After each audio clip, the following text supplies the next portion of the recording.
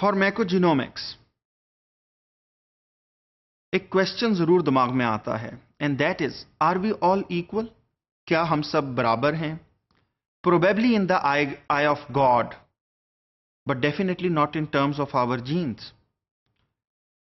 क्योंकि अब हम लोग after human genome project we can see कि हमारे जीन्स बहुत डिफरेंट हैं और हम लोगों को वेरियस किस्म के ट्रेड्स देते हैं। लेकिन इसका सबसे ज्यादा इम्पैक्ट इस चीज के ऊपर आता है कि जब हम दवाइयां लेते हैं तो एक दवाई, अगर एक आदमी का नाम अफजल है तो अफजल पे शायद ज्यादा असर करे लेकिन असलम पर उतनी असर ना करे। और अगर हम लोगों ने उनको हेल्प करनी है, स्पेशली जब असलम एक ह्यूज डिसएडवांटेज में है, तो हमें पता होना चाहिए कि we have to tailor that particular drug to his genome. Let's see, इस तरह की तमाम वेरिएशंस को देखने के लिए एक फील्ड बना है, that is pharmacogenomics. So pharmacogenomics is a portmanteau of pharmacology and genomics, is the study of the role of genetics in drug response, कि कैसे एक ड्रग के रिस्पॉन्स में आपके जीन्स, एक ड्रग्स की प्रेजेंस में आपके जीन्स रिस्पॉन्ड करते हैं। It deals with the influence of acquired and inherited genetic variation on drug response in patients by correlating gene expression or single nucleotide polymorphisms with drug absorption, distribution, metabolism and elimination, as well as drug receptor target effects. So basically, जिसको हम admit properties कहते हैं एक drug की, वो एक patient के लिए दूसरे पेशेंट से बहुत फर्क हो सकती हैं। मैं आपको इसकी एक एग्जांपल देता हूं। एक ड्रग है, कोई भी आपने ड्रग ली और एक पेशेंट को आपने डोज दी कि आपने ये 500 मिलीग्राम जो टेबलेट है ये आपने सुबह खाने के बाद ले लेनी है, और बाय आफ्टरनून ये ड्रग आपके अंदर मेटाबोलाइज हो चुकी होगी। और जब ये मेटाबोलाइज हो गई होगी तो इसका मतलब है आपको नई डोज ले लेनी चाहिए, क्योंकि आपके ब्लड स्ट्रीम में इसको लगातार प्रेजेंट रखना जरूरी है ताकि आपका इलाज इफेक्टिवली हो सके। तो आप उसको दूसरी डोज दे देंगे। लेकिन अब एक पेशेंट का तो उसको बड़े आराम से दोपहर तक मेटाबोलाइज कर लेता है, लेकिन एक दूसरा पेशेंट उसको मेटाबोलाइज ही नहीं कर पाता और उसमें वो ड्रग जाके मगरिब तक या इशा तक जाके मेटाबोलाइज होनी है, क्योंकि उसमें कोई एक एंजाइम कम है जो उस पाथवे को करता है, या उससे एक एंजाइम का एक्सप्रेशन कम है दूसरे पेशेंट से। वो मेटाबोलाइज तो करता है लेकिन थोड़ा डिले से करता है, और आप उसको अगली डोज दे देते हैं। तो इसका क्या इफेक्ट होगा? इसका यह इफेक्ट होगा कि जो एक दवाई उसको सही करना चाह रही थी वो उसके ब्लड में उससे ज्यादा तादाद में होगी कि ultimately it would start to be toxic, और उसको ज्यादा साइड इफेक्ट्स आना स्टार्ट हो जाएंगे। So this is something in which that's what we deal in pharmacogenomics. Let me give you a real life example. Plavix. Plavix is a drug which is given to various patients to prevent platelets for forming clots, ताकि आप लोगों को ultimately heart attacks ना और strokes ना हो. And it has to be activated by specific enzymes known as P450. लेकिन clinical observations में हमने ये देखा, basically it's commonly used for risk for heart attacks and strokes, but however it did not work for about 30% of the US population where they were trialing this particular drug. And then ultimately now they know that due to the variations in the gene CYP2C19, basically अगर उस gene के अंदर variation हो तो therefore 30% of the population को ये drug affect नहीं कर सक रही। एंड देयरफॉर FDA, जब जो food and drug administration authority है यूएसए की, जब वो ये देखती है कि ये ड्रग के साथ अगर कोई प्रॉब्लम है या डॉक्टर्स को थोड़ा ध्यान रखना चाहिए, तो what do? They put a black box warning for the doctors on it. Now जो चीज आप लोगों के अंडरस्टैंड करने की है इस पर्टिकुलर एग्जाम्पल में जो मैंने अभी आपको दी, कि इसका ह्यूज इंपैक्ट है।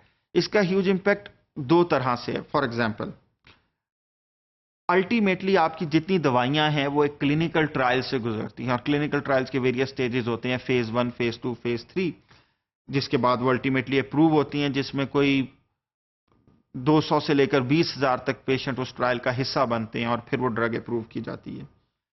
एक ड्रग, अभी मैंने आपको जिस तरह, अगर वही ड्रग जो असलम को दी जा रही थी क्लिनिकल ट्रायल में वो ड्रग फेल हो जाएगी तो ड्रग काम ही नहीं करती, हालांकि उसमें ड्रग का कसूर नहीं है। एक और आदमी के लिए वो ड्रग परफेक्टली फाइन थी, लेकिन क्योंकि असलम का जेनेटिक मेकअप उस ड्रग से मैच ही नहीं करता था, इसलिए वो ड्रग फेल हो गई। तो ये फार्मा कंपनीज के लिए भी एक ह्यूज कंसर्न है कि जितनी दवाइयां आए वो उन्हीं लोगों पर क्लिनिकल ट्रायल के अंदर उन्हीं लोगों को पार्टिसिपेट करवाया जाए जो लोग बेसिकली उस ड्रग के क्राइटेरिया के ऊपर पूरा उतरते हैं। So let me give you another example. Cetuximab Erbitux, which is a very famous monoclonal antibody, and it inhibits epidermal growth factor. Basically, it has been approved for treatment of colon cancer.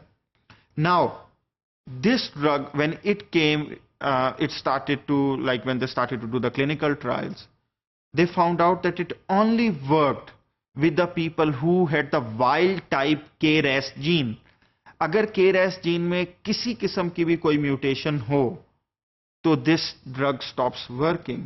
तो basically doctor आपको ये दवाई दे दे और अगर आप में mutation है तो you are at a huge disadvantage कि आपको एक इतनी महंगी दवाई भी मिल रही है, क्योंकि basically monoclonal antibodies are still very expensive.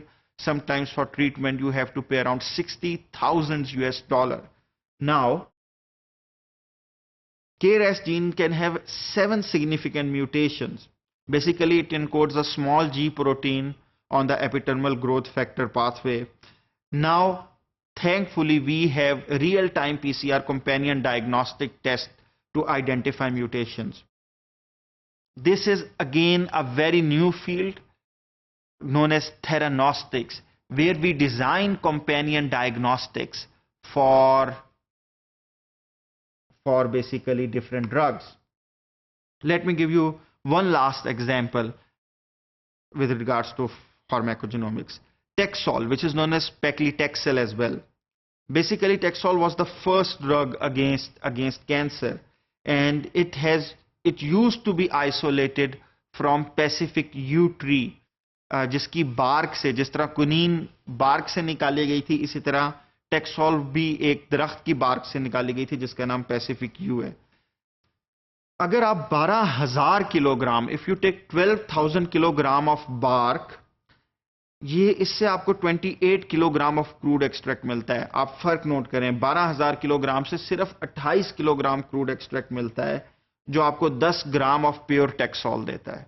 तो बेसिकली सिर्फ for 10 gram you will have to kill a lot of trees, और अल्टीमेटली ये दरख्त खतरे में आ गया। लेकिन एक कंपनी फाइटोन बायोटेक ने अल्टीमेटली एक plant self fermentation technology develop की, जिससे ultimately now it is made synthetically in fermenters. So basically how this particular drug works is that it induces apoptosis by binding to beta tubulin and stabilizing it to the extent that cell cycle is disrupted. आपको पता है cell various phases से गुजरता है और ultimately mitosis meiosis से वो divide होता है, लेकिन ये बेसिकली बीटा ट्यूब्यूलिन पर जब बाइंड करती है तो बीटा ट्यूब्यूलिन को ओवरऑल नेचुरली ब्रेक होना होता है ताकि क्रोमोसोम्स आराम से बेसिकली रिस्पेक्टिव सेल्स में जा सके। लेकिन क्योंकि ये जाके बाइंड कर देती है उनसे, उनको उसको स्टेबलाइज कर देती है, तो अल्टीमेटली सेल प्रॉपरली डिवाइड नहीं हो सकता और अल्टीमेटली सेल का फेट मर जाना होता है। काफी अनइवन रिस्पॉन्स देखा गया इस ड्रग की तरफ क्लिनिकल ऑब्जर्वेशंस में, and then the mystery was solved by looking at that there were various gene mutations. So for example, ABCB1, which codes for B glycoprotein, had a replacement at 1199 position, okay, where guanidine was basically replaced by either thymine or adenine. And then again there was one guanidine mutation at 2677, जिसकी ultimately result ये होता है कि alanine change हो जाता है either scene और threonine में। तो basically you can read on your own as well कि बेसिकली काफी ज्यादा चेंजेस आ सकती हैं आपके पास सिर्फ जीन्स के थोड़े से डिफरेंट होने से। लेकिन ultimately where we are going with this, basically now we want to have drugs which actually act on us. Now we want to pay for performance. Why should I pay for a drug जिसका मुझे affect ही नहीं होता? How about a world जहां हमारे पास, अगर आप doctor के पास जाएं, डॉक्टर आपको दवाई दे, आप वो दवाई खाएं और आप उसके बाद अपना एक टेस्ट करें और कहें कि हाँ, पहले मुझे इतने परसेंट डिजीज था, अब उतने परसेंट उस डिजीज में कमी होना स्टार्ट हो गई है. And I think that would be huge success for this century if we can ultimately design drugs like that.